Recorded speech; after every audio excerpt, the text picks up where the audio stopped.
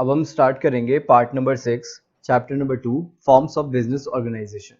इससे पहले वाले हमने पार्ट्स में क्या समझा, हमने समझा पार्टनरशिप क्या होती है। एक बार हम वापस से उसको रिकॉल करेंगे कि पार्टनरशिप क्या होती है, उसके बाद हम स्टार्ट करेंगे उसके मेरिट्स और लिमिटेशंस क्या होते हैं। ठीक है, ये सारी चीजें रब करने के बाद सबसे पहले the relation between persons who have agreed to share the profit of the business carried on by all or any of them acting for all। इसका मीनिंग बड़ा सिंपल था कि अगर एक इंसान काम कर, या तो सारे काम करो और प्रॉफिट को आपस में बांट लो, या तो एक काम करेगा सबके बिहाफ पे, ठीक है, और प्रॉफिट को बांट लेंगे। दूसरा है partnership is the relationship which subsist between persons who have agreed to combine their property. वो अपनी प्रॉपर्टी को कंबाइन करेंगे, लेबर को कंबाइन करेंगे, स्किल को कंबाइन करेंगे और उससे एक बिजनेस करेंगे, उससे प्रॉफिट कमाएंगे और आपस में बांट लेंगे। और वो बांटेंगे किसमें, अब मैं बोल सकता हूं वो बांटेंगे कितना बांटेंगे, जितना आपका एग्रीमेंट में लिखा होगा। जितना आपका एग्रीमेंट में लिखा होगा वो उतना क्या करेंगे, आपस में बांट लेंगे प्रॉफिट को। ठीक है, partnership is the relation between persons competent to make contract who have agreed to carry on a lawful business. एक लॉफुल बिजनेस इनको करना चाहिए in common with a view to private gain. The partnership form of business organization is governed by the Indian Partnership Act 1932। मतलब जितनी भी चीजें आप पढ़ रहे हो पार्टनरशिप के बारे में वो सारी कहां पे लिखी गई है, इंडियन पार्टनरशिप एक्ट 1932। ठीक है, इसके बाद हमने समझे थे फीचर्स और अब हम आते हैं डायरेक्टली मेरिट्स पे। मेरिट्स और लिमिटेशंस हमें समझनी है और उसके बाद हमारा पार्टनरशिप पूरा फिनिश हो जाएगा। ठीक है, सबसे पहला ease of formation and closure. Same चीजें सोल प्रोप्राइटर, अब वापस से पीछे चलेंगे सब। सोल प्रोप्राइटर में भी फॉर्मेशन का और क्लोजर का ईज होता था और एचयूएफ में भी ईज होता था, यहां पर भी होगा। अ partnership firm can be formed easily by putting an agreement between the prospective partners. ठीक है, मतलब आपको क्या करना है, आपको पार्टनरशिप फर्म को अगर बनाना है तो वो इजीली बन सकती है बाय पुटिंग एन एग्रीमेंट। एक एग्रीमेंट बना लो कि हम दोनों हैं, ये बिजनेस करेंगे, इसमें ये पैसे लगाएंगे, इतना प्रॉफिट बांट लेंगे, बात खत्म हो जाएगी। बिटवीन द प्रोस्पेक्टिव पार्टनर्स, जो भी पार्टनर्स हैं जो कि हमारे पार्टनरशिप में आना चाहते हैं। There is no compulsion with respect to registration of the firm. एक चीज यहां पे रुकना और बड़े ध्यान से सुनना, closure of the firm is too easy. ये वाली पॉइंट तो आपको समझ में आ गया कि फर्म को एक क्लोज करना भी एक इजी टास्क होता है, कोई प्रॉब्लम नहीं होती। ये वाली जो लाइन है ना, ये मुझे समझानी है। There is no compulsion respect to registration of the firm. ठीक है, देखो इंडियन पार्टनरशिप एक्ट 1932 के हिसाब से, इंडियन पार्टनरशिप एक्ट 1932, इसके हिसाब से ना पार्टनरशिप को आप रजिस्टर करा भी सकते हो, नहीं भी। समझने की कोशिश करना, इंडियन पार्टनरशिप एक्ट 1932 के अकॉर्डिंग आप एक अपनी पार्टनरशिप की एक फर्म आपने बनाई कि हम 3 पार्टनर्स हैं मिलके काम करेंगे, आप उसको रजिस्टर भी करा सकते हो इसके अकॉर्डिंग, या आप उसको रजिस्टर कराए बिना ऐसे भी काम कर सकते हो। आपके ऊपर पूरी मतलब कोई रेस्ट्रिक्शन नहीं है, आप आराम से काम कर सकते हो। बट एक चीज बोली जाती है कि इसको रजिस्टर कराने में फायदा होता है। आप खुद सोचो ना, रजिस्टर हो जाएगा तो आगे जाके कोई प्रॉब्लम नहीं होगी, सारे एविडेंसेस आपके पास होंगे, सारी चीजें होगी, कितने पार्टनर थे, क्यों थे। अगर मान लो आपने रजिस्टर कराया ही नहीं, कल क्या हो सकता है, कल को ये हो सकता है कि कोई एक शाना निकले और वो मतलब पार्टनरशिप में आपकी, और वो बोले कि नहीं हम तो 4 पार्टनर हैं, एक मेरा भाई भी तो था, आपको पता ही नहीं था, ऐसे करके बोले।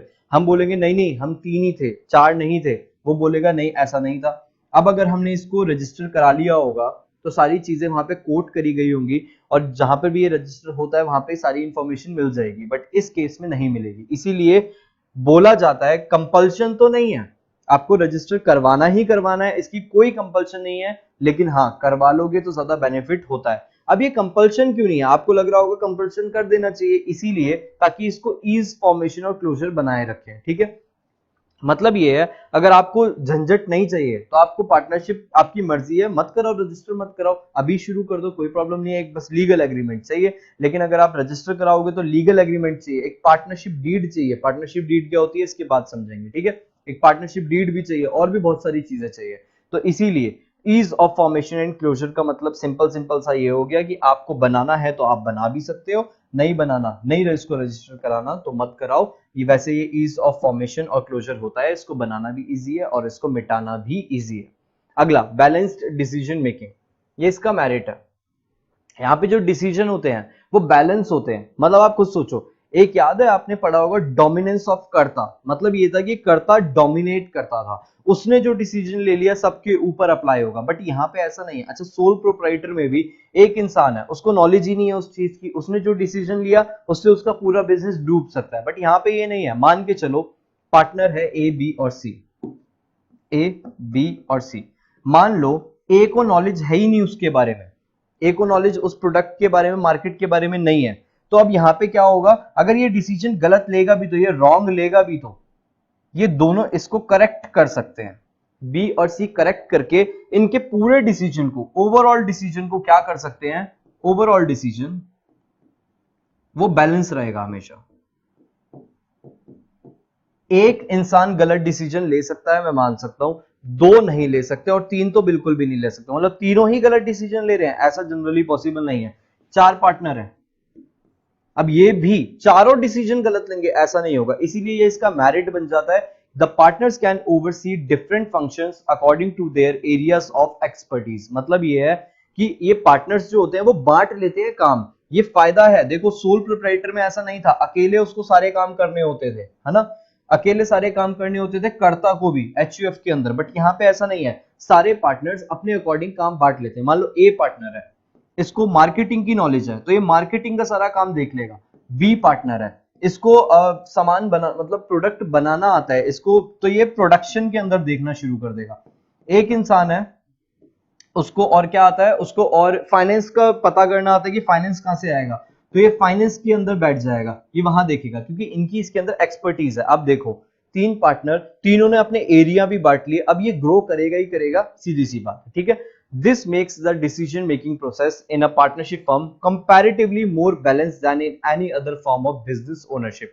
अब इसके अलावा आप कोई भी अब बिजनेस देख लोगे, जैसे सोल प्रोप्राइटर, एचयूएफ, अभी कंपनी नहीं पढ़ाया क्योंकि उसके अकॉर्डिंग यहाँ पे डिसीजन लेना ज्यादा इजी है और मोर बैलेंस है। मतलब यहाँ पे आप अच्छे से डिसीजन बैलेंस तरीके से ले सकते हो, ठीक है। दो पॉइंट्स आपके यहाँ पे क्लियर होते हैं। पहला है ease of formation and closure, दूसरा है बैलेंस डिसीजन मेकिंग। नेक्स्ट पे आते हैं, फिर है मोर फंड्स। मतलब आपका एक सिंपल सा है, आपने लिमिटेशन में सोल प्रोप्राइटर में पढ़ा था कि उसके पास फंड्स इतने अवेलेबल नहीं होते, लिमिटेड होते हैं।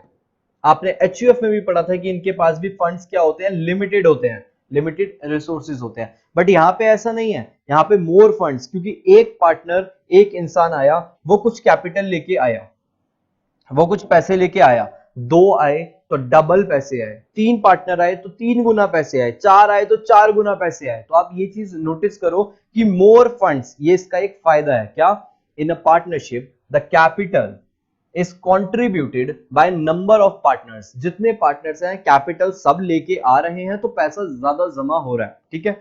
This make it possible to raise larger amount of fund. इसकी वजह से इनके पास जो फंड लार्जर अमाउंट में क्या हो जाता है, जमा हो जाता है, as compare to a sole proprietor and undertake additional operation when needed. Sole proprietor के पास ऐसा नहीं है, उसके पास जो एक्चुअल में खुद का पैसा है बस वो वही यूज कर सकता है और ज्यादा यूज नहीं कर सकता। इसीलिए आपने पढ़ा था कि सोल प्रोप्राइटर क्या होता है, कभी कभार एक्सपेंड नहीं कर पाता, वो स्मॉल जगह पर रह जाता है। बट पार्टनरशिप फर्म, क्योंकि इनके पास पैसे ज्यादा आते हैं तो ये क्या कर सकते हैं, एडिशनल ऑपरेशन भी कर सकते हैं और एक्सपेंशन भी कर सकते हैं व्हेन नीडेड, ठीक है। शेयरिंग ऑफ रिस्क, यहाँ पे रिस्क भी शेयर हो जाता है। सोच के देखो, सोल प्रोप्राइटर में जो रिस्क होता है वो सारा एक इंसान के ऊपर गिरता है, सोल प्रोप्राइटर के ऊपर, ठीक है। यहाँ पे रिस्क भी बढ़ जाता है। मान लो ए पार्टनर है, बी पार्टनर है, सी पार्टनर है और कहीं पे लॉस हो जाता है तो सिर्फ ए अकेला बियर नहीं करेगा, उसको ए भी करेगा, बी भी करेगा, सी भी करेगा, वो भी इक्वल पार्ट्स में, मतलब जो भी एग्रीमेंट में लिखा होगा।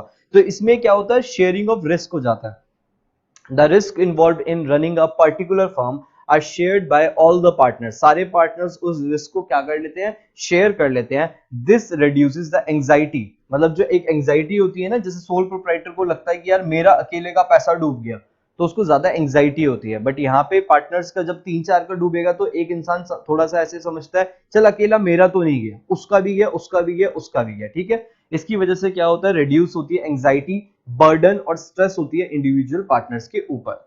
सीक्रेसी, सीक्रेसी भी एक इंपॉर्टेंट पॉइंट है क्योंकि यहां पर भी आप चीजें मेंटेन सीक्रेट रखते हो। हाँ, इसमें सीक्रेसी उतनी नहीं होती जितनी सोल प्रोप्राइटर में होती है क्योंकि उसके अंदर वो अकेला मालिक होता है। तो उसमें कॉन्फिडेंशियलिटी ऑफ इंफॉर्मेशन जो होती है वो सोल प्रोप्राइटर में ज्यादा होती है as compare to partnership, but partnership में भी होती है कंपनी के अकॉर्डिंग तो कुछ ज्यादा इसके अंदर होती है, क्योंकि कंपनी के अंदर तो सीक्रेसी नाम की चीज बहुत कम होती है, ठीक है। A partnership firm is not legally required to publish its accounts and submit its reports। मतलब इनके ऊपर नहीं है, मैं आप कंपनी की बात करता हूं, ठीक है। आप अभी जाना गूगल पे, कभी वहां पे सर्च कर लेना किसी भी कंपनी जो आपको अच्छी लगे, एप्पल, इसकी ना बैलेंस शीट को सर्च कर लेना, आपको मिल जाएगी, ठीक है। आप इनकी अकाउंट्स को सारे स्टडी कर सकते हो, क्योंकि ये इनके ऊपर कंपनी लॉ, क्योंकि वो कंपनी है तो कंपनी लॉ से चलती है। कंपनी लॉ ने बोला हुआ है कि आपको अपने सारे अकाउंट्स को पब्लिश करना पड़ेगा पब्लिक को, मतलब पब्लिक को बताना पड़ेगा। वहां पे आप नोटिस करो सीक्रेसी नाम की तो कोई चीज है ही नहीं, कॉन्फिडेंशियलिटी ऑफ इंफॉर्मेशन तो है ही नहीं, बट यहाँ पे ऐसा नहीं होता। मतलब आप किसी भी कंपनी का सारी अकाउंटिंग रिपोर्ट्स देख सकते हो, ठीक है, बट यहाँ पे ऐसा नहीं होता। पार्टनरशिप के अंदर कोई भी ऐसे लीगल रिक्वायरमेंट नहीं है कि आपको अपनी अकाउंट्स को पब्लिश करना ही पड़ेगा, सबमिट करनी ही पड़ेगी अपनी रिपोर्ट को, ऐसे करके कुछ भी नहीं है, ठीक है, कंपनी के अकॉर्डिंग। बट हाँ, सोल प्रोप्राइटर्स उससे ज्यादा कॉन्फिडेंशियल है, hence it is able to maintain confidentiality of information relating to its operation। यहाँ पे confidentiality of information हमेशा मेंटेन रहती है, ठीक है।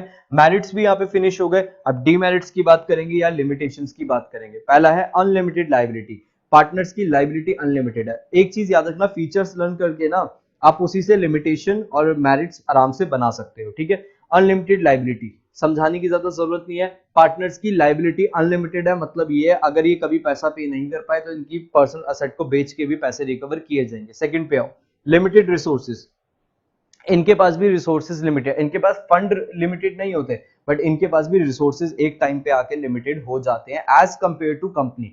कंपनी के पास इससे ज्यादा ऑप्शंस अवेलेबल होते हैं। There is a restriction on the number of partners, number of partner के ऊपर रेस्ट्रिक्शन है, बिल्कुल है, कितनी है, मैक्सिमम 50 restriction है, and hence contribution in terms of capital investment is usually not sufficient to support large scale business operation. As a result, partnership firm face problem in expansion beyond a certain size। एक example से समझो, आपको पता होगा कुछ companies है उनकी जो कैपिटल है वही 1000 करोड़ में होती है।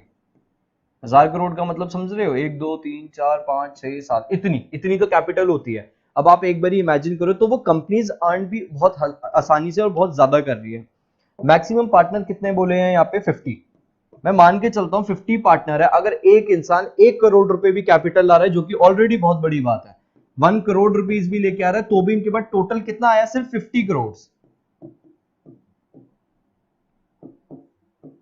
1 2 3 4 5 6 7, ठीक है, फिर भी इनके पास 50 करोड़ आया। ये छोटा अमाउंट नहीं है, बट जरा एक बार इसको इससे कंपेयर करना, इस कंपनी से कंपेयर करना, तो इसकी एक बारी कैपिटल और इसकी देख लो कितना ज्यादा फर्क आ रहा है। यहाँ 50 है, वहां पे 1000 है। तो ये चीज आप नोटिस करो कि एक सर्टेन साइज पे पहुंचने के बाद एक पार्टनरशिप फर्म ग्रो नहीं कर सकती। कंपनी का क्या है, कंपनी तो और भी अरेंज कर सकती है। एक बारी कभी एप्पल वगैरह की कैपिटल वगैरह ये सब चीज देखना, आपको पता चलेगा उनकी तो पता नहीं कितनी पहुंची हुई है। क्यों पहुंची हुई है, क्योंकि उनके पास कोई लिमिट है ही नहीं मैक्सिमम, ठीक है। तो ये चीज यहाँ पे आपको समझनी है कि अगर मान लो ये 10 करोड़ रुपीज भी लेके आने लगे, जबकि 50 मेंबर सारे के सारे 10 करोड़ रुपए लेके घूम रहे हैं क्या, अगर वो लेके तब भी आ गए तो भी ये 500 करोड़ पे पहुंचेंगे, वो अभी भी 1000 करोड़ पे है। तो ये अभी भी इससे कंपीट कभी कर ही नहीं पाएंगे, क्योंकि इनके पास पैसे भी कम है, हर चीज कम है। तो ये एक्सपेंड करेंगे, जरूर करेंगे, बट एक टाइम पे आके ये भी स्टक हो जाएंगे, उसके आगे एक्सपेंड नहीं कर पाएंगे। तो ये इसका एक लिमिटेशन है। अगला है पॉसिबिलिटी ऑफ कंफ्लिक्ट, ये तो सबसे इंपॉर्टेंट चीज है।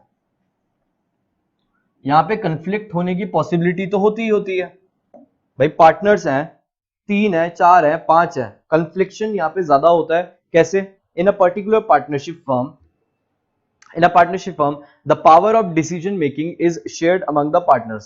वहां पे सोल प्रोप्राइटर अकेले करता है, प्रॉब्लम नहीं है, वहां पे करता है, प्रॉब्लम नहीं है, बट यहाँ पे ये सारे मिलके आपस में डिसाइड करके ये करते हैं, तो यहाँ पे प्रॉब्लम शुरू हो जाती है। This further depend on their respective level of skills, capabilities and foresightedness. मतलब ये है कि ये इनके हिसाब से होता है, इनको जो भी लगता है सब्जेक्टिव मैटर है। इनको लगता होगा कि मतलब मान लो जैसे शूज बना रहे हैं, स्नीकर्स, अब जिसको स्नीकर्स पसंद है वो तो ये बोलेगा हाँ ये बिजनेस बहुत अच्छा है, ये करेंगे। एक इंसान है उसको स्नीकर्स से नफरत है, या उसको लगता है ये क्या है, क्यों है, कैसे है, वो तो ये बोलेगा कि ये बिजनेस ही बकवास है। अब यहाँ पे कॉन्ट्राडिक्शन शुरू होना स्टार्ट हो जाएगा, ठीक है। The difference in these qualities may possibly lead to conflict among the members. अभी ये जो प्रॉब्लम है, ये कंफ्लिक्शन, ये कॉन्ट्राडिक्शन अभी तो सिर्फ इनके ओपिनियन में आ रहा है, कल को जाके पार्टनर में एक दूसरे के लिए भी ये आना शुरू हो जाता है, क्योंकि उसको ये फील होने लग जाता है कि एक मतलब मेरी बात सुन ही नहीं रहा, ऐसा करके, ठीक है। तो ये चीज भी यहाँ पे समझ में आती है, पॉसिबिलिटी ऑफ कंफ्लिक्ट भी समझ में आ गया। नेक्स्ट दो पॉइंट्स बचे हैं लास्ट लिमिटेशन ऑफ पार्टनरशिप के। पहला है इसके अंदर लैक ऑफ कॉन्टिन्यूटी। इसके अंदर भी लैक ऑफ कॉन्टिन्यूटी रहती है, जो फीचर्स में हम पढ़ चुके हैं कि partnership come to an end with the death of the और रिटायरमेंट, इंसॉल्वेंसी और lunacy of any partner. However, the remaining partners can enter into a fresh agreement and continue to run the business। मतलब इनमें से कोई भी चीज हो जाती है तो पार्टनरशिप वहां पे क्लोज करके वो दोबारा से शुरू कर सकते हैं, नई पार्टनरशिप, प्रॉब्लम नहीं है, बट वो वाली खत्म हो जाती है, ऐसा। Lack of public confidence. Public इनको जनरली नहीं, इनको कॉन्फिडेंस इनके ऊपर ना लाती ही नहीं है, कैसे समझेंगे। A partnership firm is not legally required to publish its financial reports, मतलब अपने अकाउंट्स, बैलेंस शीट वगैरह, ये इनको पब्लिश करने की रिक्वायरमेंट नहीं होती, तो पब्लिक इनके ऊपर भरोसा इतना कर नहीं पाती। देखो कंपनी क्या काम कर रही है, कैसे कर रही है, वो कितना कमा रही है, ये आप जाके देख सकते हो, क्योंकि इनकी रिपोर्ट सारी पब्लिश होती है, लोग जाके उनको देख सकते हैं और समझ सकते हैं और इनमें इन्वेस्ट कर सकते हैं। बट पार्टनरशिप फर्म ये कभी अपना डिस्क्लोज करती ही नहीं है रिपोर्ट्स, तो लोगों को ना वो फीलिंग ही नहीं आती कि मैं इसमें इन्वेस्ट करूं। क्यों इन्वेस्ट करूं? क्योंकि उनको पता ही नहीं है ये कर क्या रहे हैं, ठीक है। आगे, as a result the confidence of the public in partnership firm is generally low. इसमें हमेशा जो कॉन्फिडेंस होता है पब्लिक का वो लो होता है, उतना नहीं होता एज कंपेयर टू कंपनीज।